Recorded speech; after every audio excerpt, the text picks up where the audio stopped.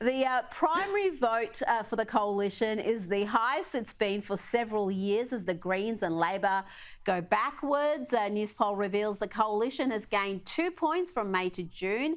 Labor just dropped down 1. The Greens have dropped back 2. When it comes to two-party preferred, it's 50-50 right now. The opposition is strengthening. Over the weekend, Peter Dutton gave the biggest indication yet that he's willing to fight the government on energy policy and climate targets. Hallelujah. We've been calling for that for some time.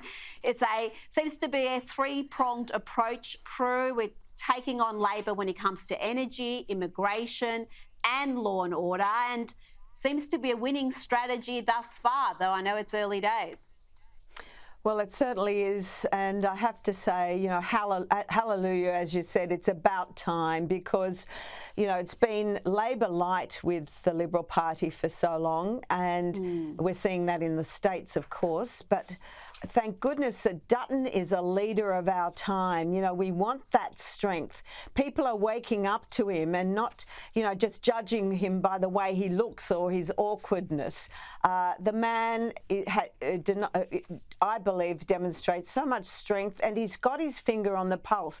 Whereas Albanese, he demonstrated that during the election with the voice, the referendum with the voice, where, he was so out of touch, and they've remained out of touch with how much people are hurting. And instead of focusing, as they have been, on climate change, what we are now realising, thank goodness, is that this campaign, this obsession about climate change, is actually hitting us in the hip pocket. They are not able to supply us with energy, and energy only ever went up when they started stuffing around with it. We were paying some of the cheapest prices for energy in the world, and we should be with the supply we have. But ever since these woke governments got in and and started preaching about renewables, and they don't realise that mums and dads at home are waking up to them. It's not our priority anymore. That's a luxury good, a nice thing to have. We want to be able to turn our lights on, to pay our bills, to feed our kids. And we're so scared about our jobs now because the economy is in such a bad way. We're all, really on tenterhooks. And they're slowly waking up to the fact that they need a change. And I'm actually going to put some money on Dutton winning because I don't believe that people will vote for Albanese, and I really cannot see that people won't wake up to the Greens. The worst thing that could happen to this country is he becomes a minority government and has to get into bed with Bant. The thought of that is just sickening on every level. So let's all wake up to ourselves and make a decisive decision that was a trip that we should never have gone down, and we need to start getting behind the Libs.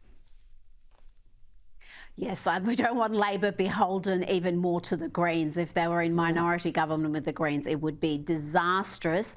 Now, let's quickly talk about the EU elections. 400 million voters went to the polls for the European Union elections, and the results showed an incredible swing to the right. The EU's ambitious climate targets, the immigration policies of the left are now under threat as anti-migration, anti-net zero members are voted in, particularly in places like the Netherlands, Germany, Austria. French President Emmanuel Macron, he's called a snap election later this month after suffering a massive defeat. His party gained only half the votes of Marine Le Pen's right-wing National Party.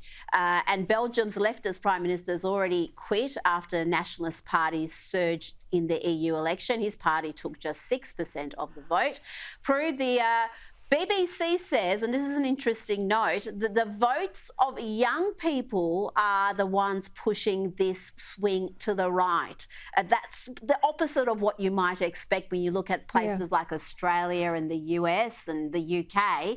But in Europe, the young are fed up and they want a change. Well, they're finding it difficult to live, to work, find jobs. They're as impacted as the rest of us on these open door policies of migrants coming in, invading, third world countries invading these countries and competing for jobs, competing for housing, and changing the very nature and culture of the country.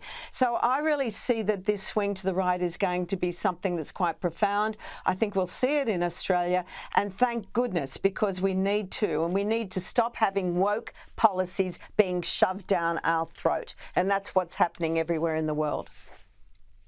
Indeed, Prue. Before you go, the ABC are spending our money once again promoting Clementine Ford, despite the author being one of the central figures in spreading the details, doxing a list of Jewish creatives. Here's her latest project, Divorce Party. And look at this ABC story, or should I say ABC commercial, because it looks like a commercial for whatever this is. Writers Clem Ford and Yumi Steins have created a unique ritual that takes connecting through sharing to a whole new level. You know, Liz will be there for you. Who wants to go first? Because here, it's the audience members who take to the stage. And I really hope what we do today is acknowledge that feeling because it's real, and then we're going to kick it in the I'm sending my heartbroken friend Celeste backstage, and I hope she gets some inspo. Poor Celeste. Prue, why are the ABC essentially giving Clementine Ford a 3-minute promotional advert for whatever the hell she's doing? How is that a good use of our taxes or in any way in the public interest?